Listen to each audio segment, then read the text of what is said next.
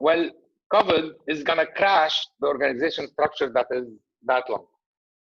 It's going to flatten, it's going to help flatten the organization structure. I know we've been all trying to say we don't want too many layers in organization structure.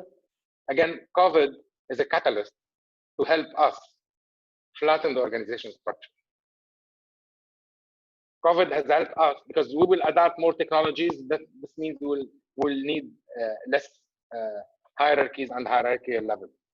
Performance will improve. Job roles will be more visible and known for people.